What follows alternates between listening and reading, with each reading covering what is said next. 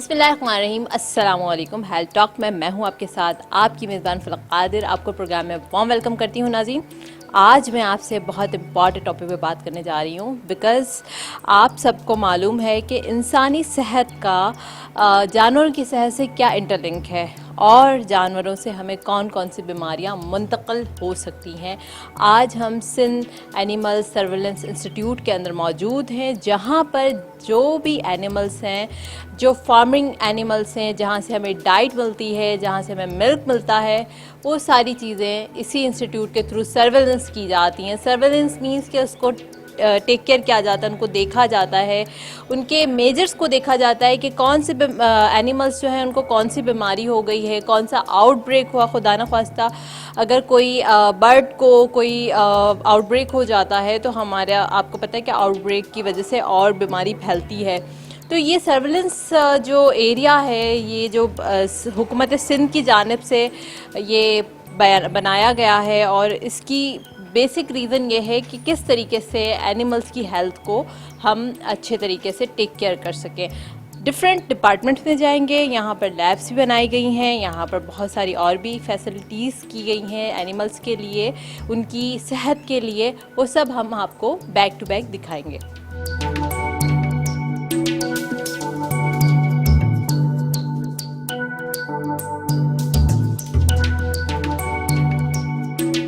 जैसे कि मैंने आपको बताया था कि जानवरों की सेहत इंसानी सेहत पर बहुत ज़्यादा असरअंदाज होती है। Sindh institute of animal health खालिसतन हमें इसलिए प्रोवाइड किया गया है, गवर्नमेंट ऑफ सिंध की जानिब से एक तोहफ़ा है जो 2021 में बनाया गया है। और इसमें बहुत सारी ऐसी चीज़ें हैं, बहुत सारी ऐसी लैब्स हैं, बहुत सारे ऐसे डिपार्टमेंट्स हैं जो आप सब देख के हैरान होंगे बिकॉज़ ये मेरे लिए भी बहुत ज़्यादा इम्पॉर्टेंट है और मेरे लिए भी बड़ा जो है ना वो एक न्यू चीज़ है कि इंसानी सेहत का जानवरों की सेहत पर असर तो है, पर जानवरों को कौन कौन सी बीमारियां होती हैं और जानवरों को किस तरीके से इलाज किया जाता है। यहाँ पर एक क्लिनिक भी है। क्लिनिक में जो है वो ट्रीटमेंट किया जाता है, वैक्सीनेशन की जाती है, सर्जरीज़ भी की जाती हैं और ग्रूमिंग भी की जाती है। डॉक्टर साहब अंदर मौजूद होंगे, हम इनसे जाके मिलेंगे, इनसे पूछेंगे जानवरों की जो सेहत होती है उसका वो ख्याल कैसे रखते हैं।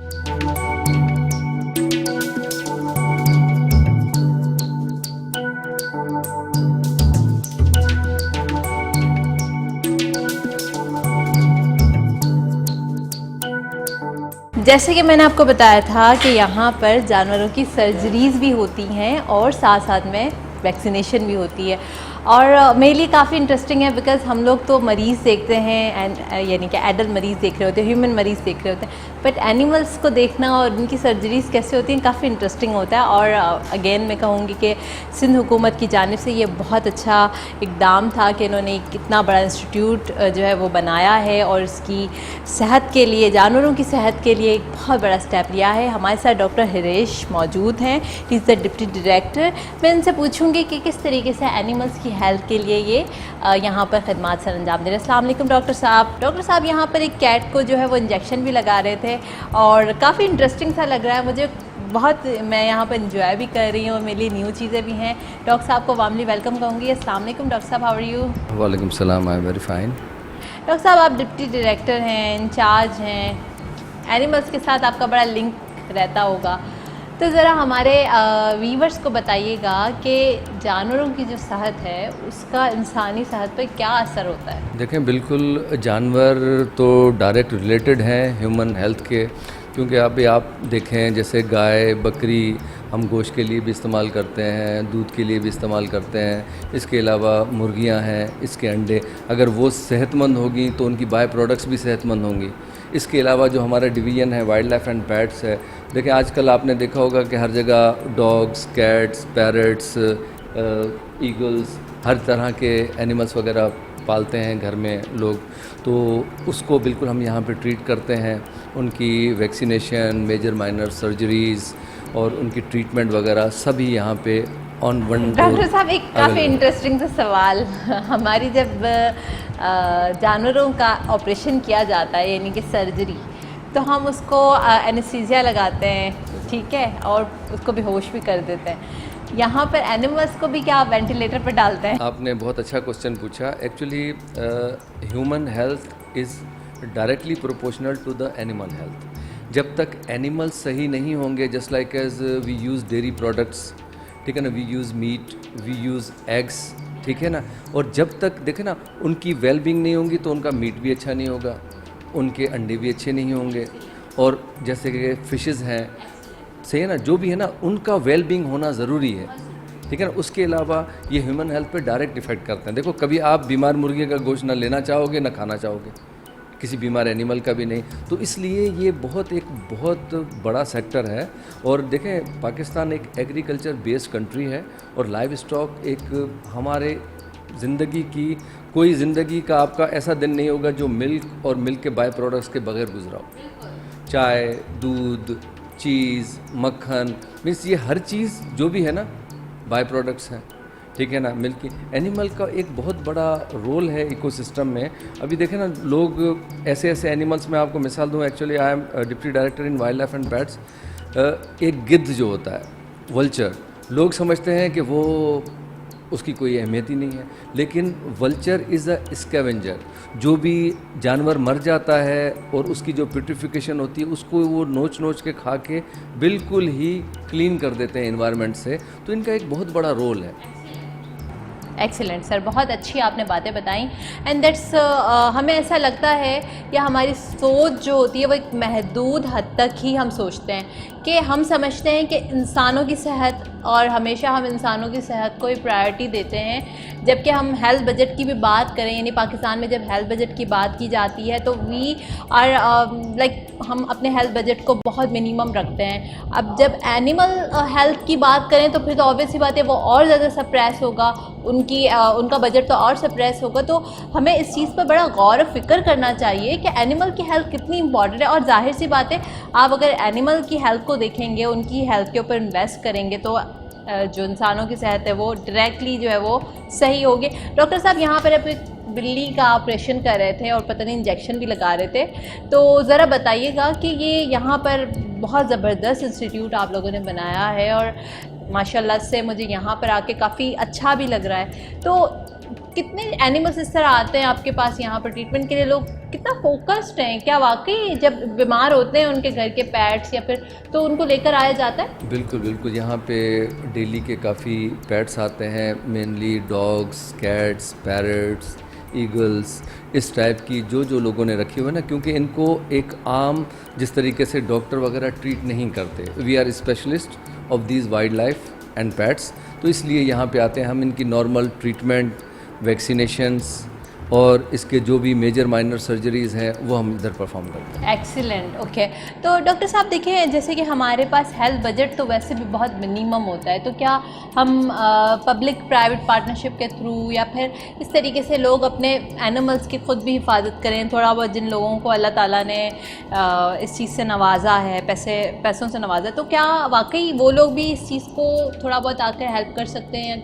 आप क्या कहेंगे, क्या स्टेप्स लेने चाहिए? देखें ना, एक चीज़ मैं आपको बताऊं कि हमारा एक सेक्शन पब्लिक अवेयरनेस का भी है।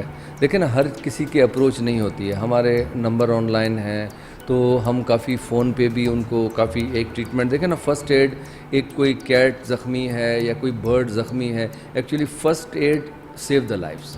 अब उसमें ब्लड ही कितना होता है, अगर वो ज़ाया हो जाए तो हम इनको बाकायदा फ़ोन पे भी इनको बताते हैं कि भाई how to treat the birds, how to treat the injuries of the birds, cats and dogs. Okay, excellent. Doctor साहब, और क्या मैसेज देना चाहेंगे हमारे व्यूअर्स?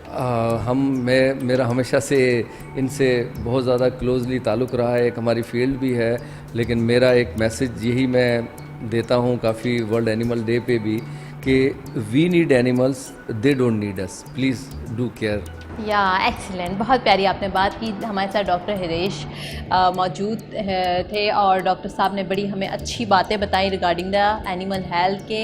एनिमल्स की हेल्थ जो है, यानी कि जानवरों की हेल्थ इंसानी हेल्थ के लिए कितनी इंपॉर्टेंस रखती है, एंड इकोसिस्टम में भी एनिमल्स का बड़ा रोल होता है। आप भी अपने जानवरों की हिफाजत करें, और उसके साथ साथ जो भी फार्मर हजरात हैं, जो भी कैटल फार्मिंग के लोग हैं, या फिर ऑब्वियसली बात है ये जिनकी फील्ड है उसमें उनको और अवेयरनेस लेनी चाहिए चाहिए और एजुकेशन लेनी चाहिए। और ये जो इंस्टीट्यूट है इसमें आके बाकायदा अपने एनिमल्स की वैक्सीनेशन करवाएं, अपने एनिमल्स की जो हेल्थ है उसके पूरा फोकस्ड हों। That's very amazing. यहाँ आकर मुझे बड़ा अच्छा लगा है कि इंस्टीट्यूट ऑफ एनिमल हेल्थ में एक बाकायदा तौर पे लाइब्रेरी भी बनाई गई है। ये लाइब्रेरी उन लोगों के लिए बनाई है फॉर फ्यूचर के कुछ स्टूडेंट्स यहाँ पर आएंगे जो पीएचडी करेंगे, एमफिल करेंगे, और बाकायदा तौर पे यहाँ पर कोर्सेज सेमिनार स्टार्ट किए जाएंगे ताकि जो है वो इंसानी सेहत के ऊपर जो एनिमल की हेल्थ इफ़ेक्ट हो रही है उसको किस तरीके से हम कोप अप कर सकते हैं, किस तरीके से हम उस सब्जेक्ट को और मज़ीद इम्प्रूव कर सकते हैं। So that's amazing. बहुत अच्छा ये प्रोजेक्ट है।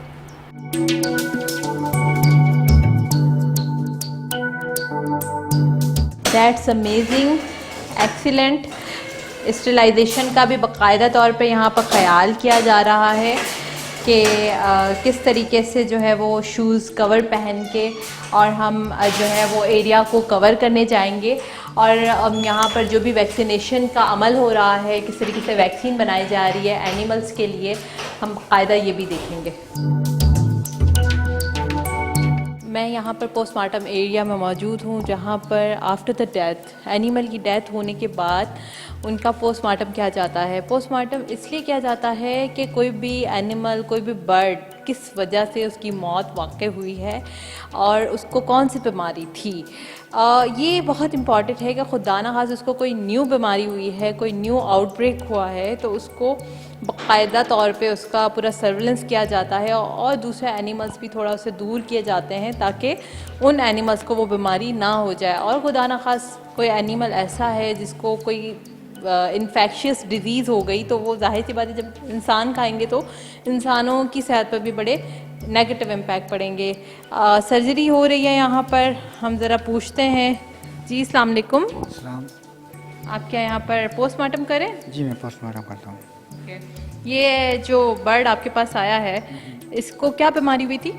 इसको एक्स वुंड हुआ है। एक्स वुंड हुआ है तो मतलब एकोलाई की वजह से जो है ना इसके एग्स जो है ना वो ख़राब हो गए हैं अंदर से, इस वजह से इसको हम एक्स वुंड कहते हैं। ओके ठीक है। यहाँ पर एक बर्ड आया था जिसको बीमारी हो गई थी और उसका पोस्टमार्टम किया गया है।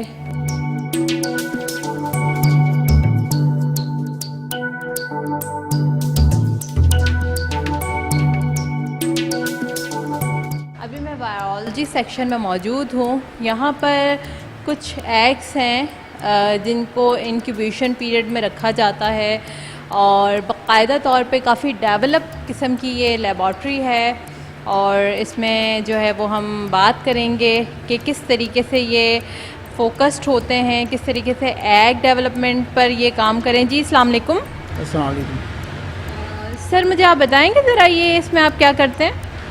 इसमें जो है वो हम वायरस को ग्रो करने के लिए एग्स पे करते हैं काम, जिसके लिए हमें अलाइव एग्स चाहिए। अंदर जो है एम्ब्रियो जो है वो अलाइव है, उसको हम ग्रो करने के लिए इंजेक्ट करते हैं और फिर 72 आवर्स तक के लिए उसको हम इंक्यूबेशन करते हैं। उसके बाद उसको ओपन करके देखते हैं कि नेगेटिव है या पॉजिटिव है वायरस।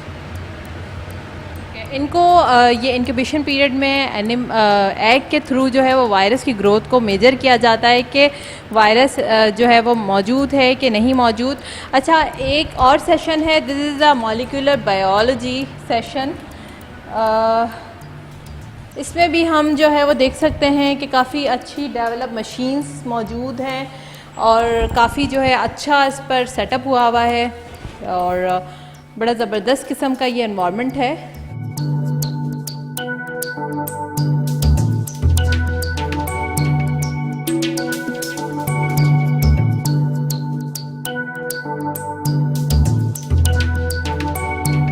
अभी मैं सीरोलॉजी सेशन में देखूंगी कि किस तरीके से सीरोलॉजी सेशन में काम होता है और एनिमल की हेल्थ को किस तरीके से यहाँ पर देखा जाता है।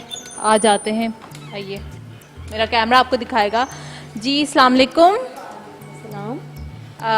ये सीरोलॉजी डिपार्टमेंट है, ज़रा हमारे व्यूवर्स को बताएं कि यहाँ पर आप क्या कर रहे हैं, किस तरीके से आप मेजर कर रहे होते हैं चीज़ों को। जी, मैं यहाँ पे HHI कर रही हूँ। तो HHI का मतलब ये है कि जैसे कि एक इंसान और जानवरों के अंदर बीमारी के ख़िलाफ़ कितनी क़ुव्वत मुदाफ़त इम्यूनिटी मौजूद होती है, इस बात का हम पता करते हैं। तो ये काम करने के लिए सबसे पहले हमें HI से पहले HA का टाइटल मालूम करना पड़ता है। यानी कि एक जो वायरस है, ये वायरस का टाइटल मैंने पहले चेक करूँगी, उसके बाद जो है इम्यूनिटी में उसकी जो है HI लगाऊँगी, तो उसका इम्यूनिटी पता चल जाएगा। ये एनिमल की हेल्थ के लिए करते हैं आप? जी, ये हमारे बर्ड्स, परिंदे जो मुर्गियाँ होती हैं उनके लिए, इंसान और जानवर दोनों में हम यही टेस्ट कर सकते हैं। जी, एक्सीलेंट एक्सीलेंट। एक और भी लेडी मौजूद है, इनसे भी ज़रा मैं पूछती हूँ कि ये जो आप कर रहे होते हैं, इससे फ़ायदा क्या होता है? इससे ये फ़ायदा होता है, हमें पता चल जाता है बीमारी कौन सी आई है, ND की आई है या IB की आई भी है, या H5 की आई है, 9 की आई। इनको ये मालूम होता है, इस डिपार्टमेंट में ये लोग मालूम करते हैं जो बर्ड है उसको जो बीमारी हुई है वो कौन सी वाली बीमारी हुई है। और आई होप सो आपको काफ़ी ज़्यादा इन्फॉर्मेशन मिली होगी इस डिपार्टमेंट को देखकर भी, इस पूरे इंस्टीट्यूट के सिस्टम को देखकर भी, कि हमें सिर्फ इतना मालूम था कि हमें जो है वो एनिमल्स हेल्थ के बारे में इतनी इन्फॉर्मेशन नहीं थी, हमें ज़्यादातर इंसानों की हेल्थ के बारे में हम देख रहे थे। तो बड़ा मुझे इंटरेस्टिंग लगा है और काफ़ी मुझे नॉलेज भी मिली है, और आई होप सो मेरे व्यूवर्स को भी काफ़ी इसमें नॉलेज मिली है।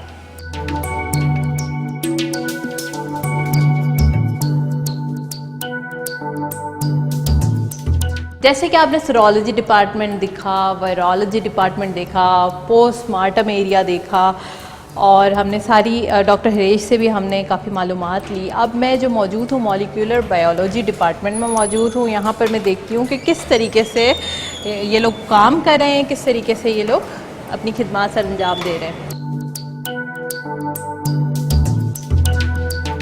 जी अस्सलाम वालेकुम। ज़बरदस्त, बड़ा अच्छा काम कर रही हैं आप। ज़रा मुझे भी बताएं कि क्या कर रही हैं आप?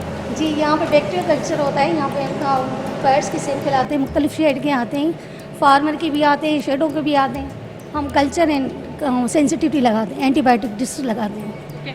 कल्चर एंड सेंसिटिविटी के लिए आप यहाँ पर देखते हैं, तो ज़रा मोहतरमा मुझे ये बताएंगे आपके बीमारियों के कल्चर्स देखे जाते हैं या एंटीबायोटिक रेजिस्टेंस के लिए देखे जाते हैं, क्या होता है? जी, पहले तो हम पहले डायग्नोस करते हैं कौन सी डिजीज़ कौन से उस पर मीडिया पे आ रही है। जैसे ये है बिस्मिथ सल्फाइट एगार है, इसमें कौन सी डिजीज़ है, इसमें साल्मोनेला की है, इसमें साल्मोनेला शो होता है। और ये है जैसे स्टाफाइलोकोकस ओरियस MSC की है, मैनिटोल साल्ट एगार है, ये यूज़ होता है। इस पर होती है स्टाफाइलोकोकस ओरियस पॉजिटिव होती है, एंड एपिडर्माइटिस की शो होती है। यहाँ पे 8 टेस्टेस होते हैं, जैसे कलेक्शन। हाँ, ओके, इनका कहने का मकसद ये है कि डिफरेंट तरह के जो टेस्ट होते हैं, अगर जानवर को टाइफॉइड हो गया या वॉट एवर जो बीमारियाँ होती हैं जानवरों की, तो ये सारे टेस्ट यहाँ पर होते हैं कि बाकायदा तौर पे जिस तरह इंसानों की लैब्स होती हैं उनके टेस्ट को डायग्नोस किया जाता है, उनके ब्लड को डायग्नोस किया जाता है कि उनको कौन सी बीमारी हुई है। इसी तरीके से जो जानवर हैं उनकी भी डिफरेंट तरह की कल्चर एंड सेंसिटिविटी को चेक किया जाता है इस लैब के अंदर।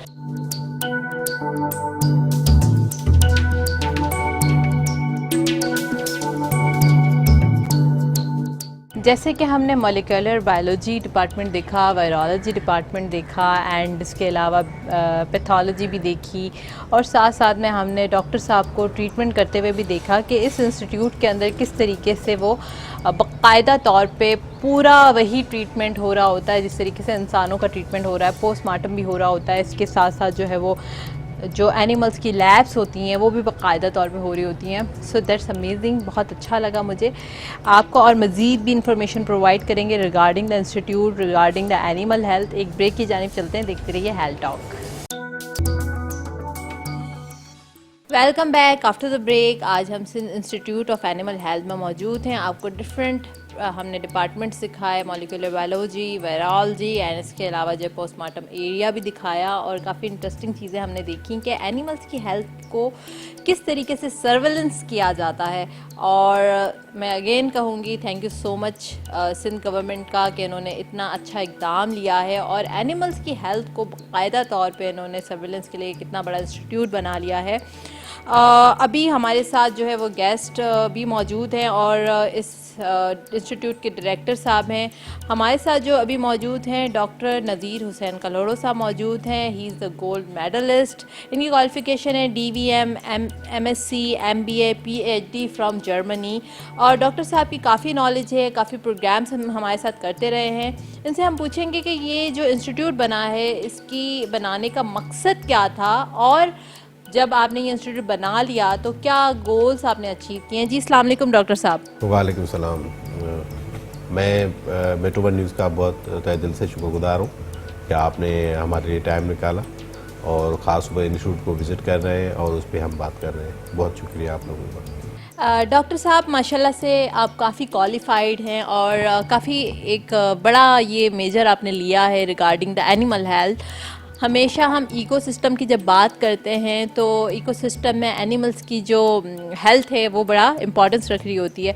तो मुझे सबसे पहले ये बताइएगा कि किस तरीके से ये वजूद में आया, क्या पीछे बैकग्राउंड पर इसके चैलेंजेस थे, क्या ऑब्जेक्टिव रहा है इस इंस्टीट्यूट के बनाने का। जी बिल्कुल, पाकिस्तान के अंदर पहली मरतबा जब पोल्ट्री जो है वो मुर्बानी इंट्रोड्यूस हुई, वो तारुफ हुई, वो इस जगह से हुई थी, PIA शेवर के साथ मिलके यहाँ से। तो जब पोल्ट्री वगैरह आती है तो उसकी हिफ्ज़ान सेहत के लिए भी कुछ ना कुछ टीके या उसकी दवाइयाँ बनानी चाहिए। तो शुरुआत में वैक्सीन प्रोडक्शन यूनिट बना, वो दौर था 1972 का। फिर 1995 में सिंध गवर्नमेंट ने महसूस किया कि हमें बाकायदा एक इदारा बनाना चाहिए जिसमें जितने भी लाइव स्टॉक और पोल्ट्री हैं उसकी जितनी भी बीमारियां हैं उसकी तशखीस भी हो और उससे अलावा उसकी टीकाजात बनाए जाए। तो उसको इन्होंने नाम दिया सिंध पोल्ट्री वैक्सीन सेंटर का। 1995 में सिंध असेंबली ने एक बिल पास किया था, सिंध असेंबली बिल 5 1995। फिर ये इदारा चलता रहा और हमारा सिर्फ मैंडेट जो था वो सिर्फ 2 एरियाज़ में था। एक ये था कि जो पोल्ट्री है, जितनी कमर्शियल पोल्ट्री है पूरे पाकिस्तान के अंदर भी, तो उसके लिए हम वैक्सीन तैयार करें ताकि उनको बीमारी न लगे या उसके तहफ़्फ़ुज़ हो और फार्मर हजरात भी बच जाएं। उसके अलावा जब बीमारी नहीं होगी तो फिर ह्यूमन हेल्थ की भी एक तरह से हो जाएगी कवर। मतलब ह्यूमन हेल्थ को भी जो इम्पैक्ट हो रहा है regarding the different outbreaks of the animal, so we can't handle with it. Doctor साहब एक और सवाल मेरा ये है कि यहाँ पर आपने एक बहुत ज़बरदस्त लेबॉर्ट्री की जो है वो डेवलपमेंट की है। सो जो आपने ये डेवलप की है लेबॉर्ट्री, तो इसका जो बनाने का मकसद है वो ये है कि ऑब्वियसली बात है कल्चर सेंसिटिविटी को चेक करना है। वायरोलॉजी डिपार्टमेंट में आपने वैक्सीनेशन की प्रोडक्शन के लिए यूनिट बनाया है, तो क्या ये गोल आपने जो रखा था वो अचीव हो रहा है। जी बिल्कुल, मैं उसी पे आता हूँ। तो फिर 1995 में जब सिंध पोल्ट्री वैक्सीन सेंटर था तो फिर 18th अमेंडमेंट के बाद काफ़ी फंक्शंस जो है ना वो प्रोविंशियल की तरफ ट्रांसफ़र हुए। फिर दुनिया के अंदर हेल्थ की पॉइंट ऑफ व्यू चेंज हुआ और फिर WHO और फिर OI जो ऑर्गेनाइजेशन फॉर एनिमल हेल्थ है और वर्ल्ड हेल्थ ऑर्गेनाइजेशन है जो ह्यूमन हेल्थ के लिए, इन दोनों ने मिला के एक स्लोगन दिया, एक स्ट्रेटेजी दी जिसके तहत उनको वन हेल्थ का कॉन्सेप्ट दिया। अब वन हेल्थ पाकिस्तान के अंदर लेके चलना बहुत ज़रूरी था। जिस तरह की हमारे पास पॉपुलेशन है, जिस तरह का हमारे पास हाइजीन इशू है, जिस तरह हमारे यहाँ कंज्यूमर के प्रॉब्लम है, जिस तरह हमारे फूड में इशूज़ हैं, तो इस वजह से हमें बहुत ज़्यादा ज़रूरत थी। तो इस तरह का कोई हमारे पास पहले इदारा मौजूद नहीं था। तो इसी इदारा जो वैक्सीन सेंटर काम था उसी को जो है सिंध गवर्नमेंट ने अपग्रेड किया और बाकायदा 2018 के अंदर इसको बाकायदा मारूज़ वजूद में लाए। इसको कहते हैं सिंध असेंबली एक्ट 29 ऑफ 2018 और Sindh institute of animal health. ये इसका जो क़याम है वो वन हेल्थ के कॉन्सेप्ट के ऊपर है, क्योंकि वन हेल्थ हम सब जानते हैं कि जो ह्यूमन की हेल्थ है उसका ज़ामिन आपका लाइव स्टॉक का हेल्थ है, और लाइव स्टॉक की हेल्थ अगर आप कंट्रोल नहीं करते तो ह्यूमन की हेल्थ आप कंट्रोल नहीं कर सकते, और लाइव स्टॉक की हेल्थ को फिर कंट्रोल करने के लिए प्लांट्स की हेल्थ करनी है। तो ये तीनों चीज़ें यहाँ पे ऑब्वियसली बात है डॉक्टर साहब, ये सारा इकोसिस्टम है कि जो एनिमल्स हैं वो प्लांट्स के ऊपर जो है डिपेंडेंट हैं, फिर हम एनिमल्स एंड प्लांट्स दोनों के ऊपर डिपेंडेंट है। सो डॉक्टर साहब जो सबसे ज़्यादा चैलेंज आपको फेस करना पड़ा वो क्या था, किस तरह के चैलेंजेस से आपको दो चार होना पड़ा है। देखिए, सबसे पहली ये जो बात थी वो कि इस कॉन्सेप्ट को लेके पाकिस्तान के अंदर आप काम करें और लोगों को कन्विंस करें, फिर पॉलिसी मेकर से, फिर गवर्नमेंट के अंदर आप ऐसा सेटअप ले आए, उसके अंदर ज़ाहिर चैलेंजिंग जो था। लेकिन सिंध गवर्नमेंट ने इसको टाइमली रियलाइज़ किया और सूबों की निस्बत ये पहला इदारा है जो Sindh university of animal health के नाम से वेटनरी साइड पे पहला इदारा है पाकिस्तान का जो। That's amazing. मैं अपने व्यूवर्स को बताते चलूँ कि ये पहला इदारा है कि जिसने इतना ज़्यादा इस चीज़ को महसूस किया कि एनिमल्स की हेल्थ कितनी इंपॉर्टेंस रखती है। देख लें कि हम लोग कितना ज़्यादा पीछे हैं, हमारा मुल्क कितना पीछे है कि हम इन चीज़ों को कभी रियलाइज़ ही नहीं कर पाए। इंस्टीट्यूट ऑफ एनिमल हेल्थ जो है वो दुनिया में कुछ ममालिक में मौजूद है, जिस तरह इंग्लैंड है उसमें है, जर्मनी में है, रशिया में है, इस तरह के एक आधा इंडिया के अंदर है। पाकिस्तान में पहला इदारा है जो इंस्टीट्यूट ऑफ एनिमल हेल्थ के नाम से है, और एक नेशनल लेवल पे है वो ह्यूमन हेल्थ के नाम से NIH जिसको हम कहते हैं, नेशनल इंस्टीट्यूट ऑफ हेल्थ। लेकिन जो ये प्रोविंशियल सेटअप है उसके अंदर हमारी 3 विंग है। हम पोल्ट्री हेल्थ को देख रहे हैं, जितने भी बर्ड्स हैं वो पोल्ट्री वाले जो जिसमें हम खाने के लिए जो बर्ड्स इस्तेमाल करते हैं। उसके अलावा दूसरी विंग हमारी है लाइव स्टॉक हेल्थ, जितने भी हमारे हलाल जानवर हैं बड़े छोटे उनकी हेल्थ को हम इंश्योर करते हैं। और तीसरा हमारा विंग है पेट्स एंड फैंसी बर्ड्स, जो फैंसी बर्ड्स हैं, वाइल्ड लाइफ है, जो शौकीन हजरात हैं जो पेट्स हैं उसको रखते हैं, उसकी भी हेल्थ को कवर करते हैं। अब इन तीनों विंगों में कम से कम 5-6 किस्म का काम होता है। सबसे पहला काम ये होता है कि इनकी सेहत को कैसे बरकरार रखा जाए, तो उस वजह से सर्विलेंस होती है कि इनमें कोई बीमारियां तो नहीं पाई जाती, वो पोल्ट्री हो, लाइव स्टॉक हो या पेट्स एंड वाइल्ड लाइफ हो। तो उनके लिए हमने ये लेबॉर्ट्री बनाई है जिसके अंदर हम ना सिर्फ ये देख रहे हैं लेकिन क्लिनिक्स हम जो है की फैसिलिटी दे रहे हैं। उसके अलावा क्लिनिक में अगर कोई प्रॉब्लम है तो उसको फर्दर लेबॉर्ट्री डायग्नोसिस में देखते हैं सीरोलॉजी के अंदर कि ब्लड में कोई प्रॉब्लम है, यूरिन में कोई प्रॉब्लम है, कहीं पे टिश्यू में कोई प्रॉब्लम है, तो फिर हमारे पास हिस्टोपैथोलॉजी सेक्शन है। तो उसके बाद फिर अगर वहाँ से सैंपल आते हैं या कोई डेड बर्ड हो जाता है, एनिमल हो जाता है, तो उसकी पोस्टमार्टम हमारे पास फैसिलिटी है। और उसके बाद पोस्टमार्टम के बाद हम उनको ले जाते हैं फर्दर डायग्नोसिस के लिए, या फिर क्लिनिकल डायग्नोसिस होती है। उसके बाद वो जो सैंपल हैं वो प्रोसेस करते हैं या फिर पोस्टमार्टम के सैंपल प्रोसेस करते हैं। सबसे पहला आता है हमारा सीरोलॉजी का। सीरोलॉजी के अंदर पोल्ट्री हो, लाइव स्टॉक हो या पेट्स हो, उसकी जो ब्लड है, ब्लड एनालाइज़र हमारे पास मौजूद है जिसके अंदर ये बताते हैं कि भाई क्या RBC WBC उनके रेशोज़, उनकी इम्यूनिटी के जो सेल्स हैं उसका क्या सिलसिला है, और कहीं पे कोई तो वहीं से लेबॉर्ट्री से पता चल जाता है कि इस एनिमल के अंदर क्या चल रहा है। नंबर 2 फिर हम इम्यूनिटी की प्रॉपर करते हैं, क्योंकि ये देखते हैं कि भाई किसी की इम्यूनिटी कितनी, किसी डिजीज़ के ख़िलाफ़ कितना हाई टाइटर है या लो टाइटर है या कहीं वल्नरेबल है। तो जितने भी ये सब्जेक्ट हैं पोल्ट्री, लाइव स्टॉक और वाइल्ड लाइफ, उनमें हम ये जो है उनकी इम्यूनिटी को चेक करते हैं। कहीं पे किसी को अगर खुदा न खासा कोई वायरस या बैक्टीरिया है तो उसको भी हम फिर आइसोलेट करते हैं, उसकी स्टडी करते हैं सीरोलॉजी के, एलाइजा के बेस पे। उसके बाद हम इसको मॉलिक्यूलर लेवल पे ले जाते हैं फर्दर डायग्नोस करने के लिए, कंफर्मेशन के लिए, जिसमें PCR है, RT-PCR है, सीक्वेंसिंग है उसकी। और अगर किसी को मिसाल के तौर पे ट्यूमर या कैंसर खुदा न खासा किसी जानवर को या पेट्स को हो जाता है तो हमारे पास वो फैसिलिटी मौजूद है कि हम जिसके अंदर ये देखते हैं कि वाकई हिस्टोपैथोलॉजी प्रोसेसिंग के अंदर करके कि वाकई कोई ट्यूमर या कोई जिस तरह ह्यूमन में देखा जाता है उसी तरह हमारे पास लाइव स्टॉक, पेट्स और वाइल्ड लाइफ में और पोल्ट्री के अंदर ये फैसिलिटी हमारे पास मौजूद है। इसके अलावा जो हम जो करते हैं डायग्नोसिस के अलावा जो अपनी लेबॉर्ट्री में, वो हम जितनी भी मिल्क और मीट प्रोडक्ट्स हैं, okay excellent, even egg product है, उसकी हाइजेनिक कंडीशंस, यानी अगर कोई भी कंज्यूमर साइड पे या public health point of view से कोई भी हमारे पास आता है या इवन फूड अथॉरिटी वाले हमें सैंपल भेजते हैं तो हम मीट को, मिल्क को टेस्ट करके देते हैं और उसके अलावा अंडे को टेस्ट करके देते हैं कि भाई इसमें क्या प्रॉब्लम है या नहीं है या क्या है। तो वो जो है वो हमारी टेस्टिंग सिस्टम वो भी चलता है। उसके अलावा फीड में अगर कोई मिसाल के तौर पे टॉक्सिन आ जाते हैं तो वो भी हम यहाँ पे वो टेस्ट करके देते हैं लोगों को। इससे भी ज़्यादा जो अच्छी सर्विस हम जो मैं यहाँ पे जो है ना नाज़रीन के लिए पेश करूँगा, वो सबसे ज़्यादा जो है जिसमें मैं प्राउड फील करता हूँ वो ये कि काफ़ी लोगों का ये सवाल होता है कि भाई जो बीमारियाँ हैं उसके ख़िलाफ़ ऐसे ही एंटीबायोटिक पोल्ट्री में या लाइव स्टॉक में या कहीं पे जो है वो इस्तेमाल की जाती है।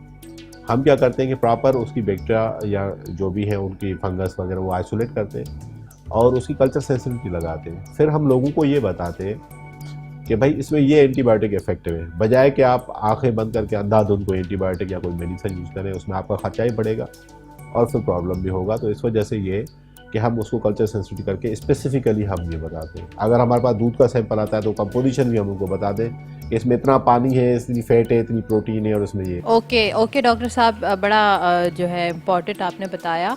और इसके अलावा जो है मज़ीद हम डाइट से रिलेटेड आपसे सवालात करेंगे कि डाइट को मज़ीद और कैसे इम्प्रूव किया जा सकता है। पर एक ब्रेक की जाने चलते हैं, देखते रहिए हेल्थ टॉक।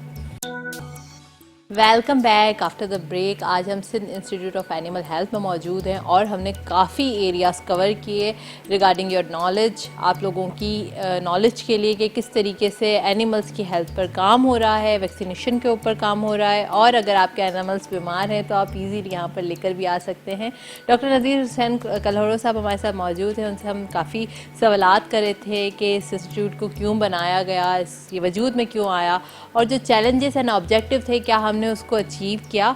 तो डॉक्टर साहब ज़रा ब्रेक पे जाने से पहले आप बड़ी अच्छी बातें भी कर रहे थे, ये वैक्सीनेशन से रिलेटेड बताइएगा कि वैक्सीनेशन तो आप कर ही रहे हैं, उसके साथ साथ और क्या आपके ऑब्जेक्टिव हैं? देखें, ये जो हमने जो पहले जिक्र किया कि हमारे पास इस तरह की डायग्नोस्टिक फैसिलिटी मौजूद है जिसको पब्लिक एक्सेस कर सकती है, न सिर्फ अपनी प्रोडक्ट को इस्तेमाल या उसको टेस्ट कराने में, लेकिन जो फार्मर हजरात है उसके लिए हम ओपन होते हैं 24/7।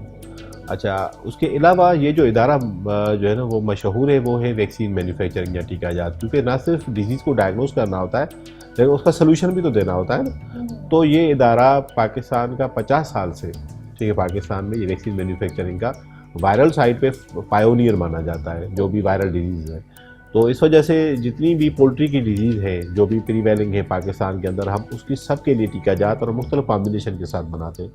तो जो पोल्ट्री की प्रोडक्ट्स हैं हमारे पास, वो तकरीबन 64 के करीब पोल्ट्री की डिफरेंट प्रोडक्ट्स, उसकी कॉम्बिनेशन, उसकी वैक्सीन, वो हम मैन्युफैक्चर करते हैं। इंजेक्शन फॉर वाटर है, ड्रिंकिंग वाटर से लेके हमारे पास Newcastle disease, avian influenza, infectious bronchitis, जिस तरह की भी जो बीमारियां हैं उसके लिए। इसके अलावा जो लाइव स्टॉक की बीमारियां हैं उसमें जो सबसे बड़ा प्रॉब्लम है कमर्शियल डेयरी के अंदर, वो है मेस्टाइटिस का, कि जो थन होते हैं उसकी सोदश हो जाती है तो उसमें दूध का कम आना होता है या वो सूख जाता है, तो उसका वैल्यू एनिमल का ख़त्म हो जाता है, आधा हो जाता है। तो उसकी हम मेस्टाइटिस वैक्सीन बना रहे हैं। हम जो है ना हेमरेजिक सेप्टिसीमिया जो है वो गलघोटो जिसको बोला जाता है, उसकी हम बनाते हैं। इस तरह 4-5 हम लाइव स्टॉक की जो प्रीवेलिंग है मोस्ट वो बना रहे हैं, और अभी 2-3 जो है ना और वैक्सीन हमारी पाइपलाइन में। ये ना सिर्फ सिंध के लिए है, ना सिर्फ गवर्नमेंट के लिए, लेकिन पब्लिक और प्राइवेट दोनों के लिए। हमारी जितनी भी सेल है वो 60% हम गवर्नमेंट को देते हैं और 40% प्राइवेट सेक्टर को चली जाती है। डॉक्टर साहब ज़रा मुझे ये बताएगा, this is the government institute, खालिसतन गवर्नमेंट इंस्टीट्यूट है, तो क्या कोई प्राइवेट इदारा भी इस तरह काम कर रहा है? नहीं, अनफॉर्चुनेटली, क्योंकि इस तरह का इदारा बहुत आसानी से नहीं बनता, ठीक है, बहुत एक्सपेंसिव होता है। तो फिर और डिसीज़ को कंट्रोल करना गवर्नमेंट की जिम्मेदारी होती है, तो इस वजह से गवर्नमेंट ने बनाया हुआ है। एक पंजाब में एक आधा है, लेकिन इस लेवल का नहीं है। बाकी जो गवर्नमेंट में पूरे पाकिस्तान में और प्रोविंसेस में पाए जाते हैं उसमें कम से कम एक इदारा होता है जो, लेकिन हम पाकिस्तान के लार्जेस्ट वैक्सीन मैन्युफैक्चरर हैं live stock, poultry, fancy birds और वाइल्ड लाइफ के अंदर। हम तकरीबन 250 मिलियन से 300 मिलियन डोजेज़, यानी तकरीबन 25 से 30 करोड़ डोज जो है ना वो हर सालाना हम वैक्सीन के टीके जो है ना वो हम बनाते हैं।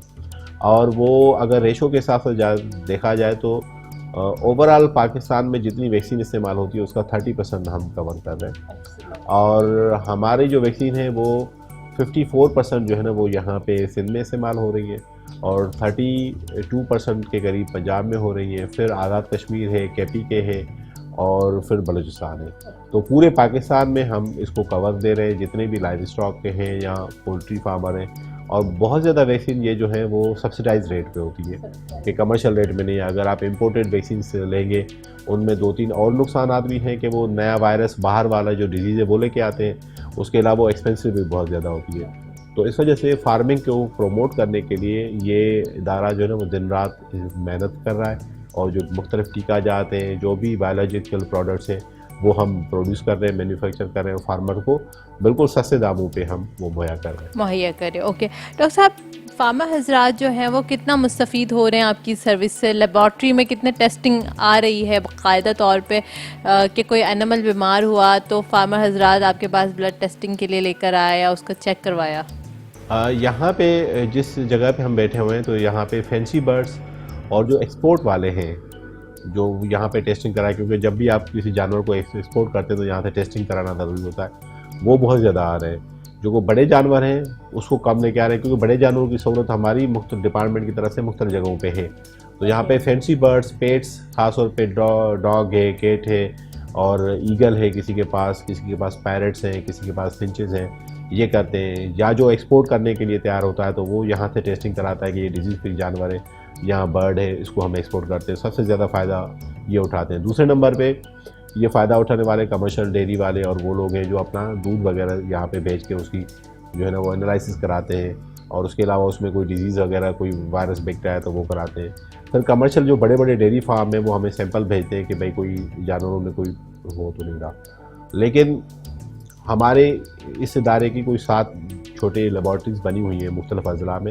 वहाँ से तकरीबन हर हफ्ते हमें हर अज़ला में से कोई 25 फार्म का डेटा और उसकी सैंपल आ जाते हैं, जिसको हम देख रहे होते हैं कि सिंध के अंदर सर्विलेंस हम कर रहे होते हैं कि सिंध के अंदर और कौन सी बीमारियाँ मुख्तलिफ जगहों पे मुख्तलिफ जानवरों में या परिंदों में पाई जा रही है, ताकि उसके ऊपर बर वक्त कोई न कोई लायामल तैयार करके उसके ऊपर अमल किया जाए या वहाँ पे वैक्सीनेशन की जाए, ताकि लोगों को भी नुकसान ना हो और पब्लिक हेल्थ को भी हम ओके डॉक्टर साहब, लास्ट मैसेज भी और आपका फ्यूचर प्लान भी मैं पूछना चाहूँगी कि आपका लास्ट मैसेज क्या है हमारे व्यूवर्स के लिए, और फ्यूचर प्लान क्या है इस इदारे का? फ्यूचर प्लान्स में जो है ना वो हम इस इदारे को सबसे पहले कि ये इसकी जो बाकायदा ब्रांचेज़ है हर डिविजनल हेड क्वार्टर में बनने जा रही हैं, और ताकि लोगों को डोर स्टेप तक सहूलत हो। हर बंदा कराची नहीं पहुंच सकता, तो इस तरह इसके लाड़काना, सखर, शहीद वज़ीराबाद और हैदराबाद और मीरपुर ख़ास डिवीज़न जो है या शहीद नवाब शाह में यहाँ पे इसकी मुकर्रर की जा रही है। दूसरा सबसे बड़ा जो इशू आजकल चल रहा है public health point of view से वो रेबीज़ है, रेबीज़ डॉग की, उसकी हम सीरम बनाने के ओके एक्सीलेंट, ये तो बहुत ज़रूरी इकदाम एंटी था। रेबीज़ हम वैक्सीन भी बनाए और एंटी रेबीज़ हम सीरम भी बनाए ताकि पब्लिक हेल्थ को हम फ़ायदा दें। ये टास्क हमें सिंध गवर्नमेंट ने दिया है। उसके अलावा हम जो स्नेक बाइट है उसके ख़िलाफ़ भी हम सीरम बनाने जा रहे हैं, ताकि उसको बर वक्त जो है ना वो लोगों को उनकी जानें बचाई जा सके। और एक और हमारा प्लान है जिसके अंदर हम जो है ना वो हमारी नेगोशिएशन चल रही है इंटरनेशनल कॉन्ट्रैक्ट रिसर्च पे, जिसके अंदर हम चाह रहे हैं कि एडिबल वैक्सीन बनाएं कि प्लांट्स उगें और उसी में ही वो टीका जाता हो, अगर जानवरों को खा जाता है तो उसी से टीका लग जाए बजाय कि इंजेक्शन को लगाए। तो फ्यूचर प्लान्स में हमारा ये है। बाकी जो हमारे नाज़रीन हैं उनके लिए और फिर जो हमारे फार्मर हज़रात हैं उसके लिए मेरा ये 2 मुख्तलिफ पैगाम होंगे। फार्मर हज़रात के लिए हैं कि भाई देखें, आप वक्त पे जो भी शेड्यूल है उस हिसाब से आप ज़रूर टीका जात अपने पोल्ट्री के या लाइव स्टॉक के जानवरों के जितने भी परिंदे हैं उनको लगाएं, ताकि जो वैक्सीन है वो आपको आइंदा किसी भी किस्म का जो भी अंदेशा है बीमारी का उससे आपको बचा सकती हैं और बहुत ज़्यादा लॉसेस से आप बच जाएंगे।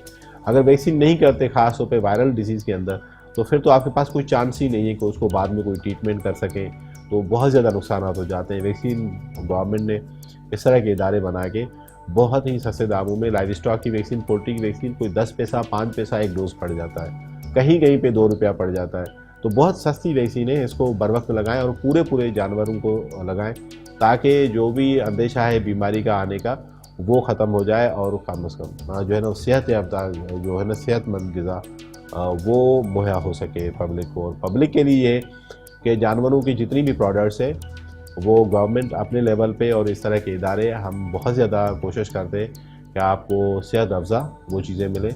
और दूध पीना, अंडा खाना, बड़ा का गोश्त हो या छोटे का गोश्त या मछली खाने में कोई मज़ायका नहीं है, कोई हेल्थ इशू नहीं है। ये कभी कभी खामा खा के सोशल मीडिया के ऊपर ये जो बहुत ज़्यादा मुर्गी के ऊपर इल्ज़ाम आते हैं या इस तरह के जानवरों पे आते हैं, उसको मैं टोटली जो है ना वो फेक कहता हूँ, रिजेक्ट करता हूँ।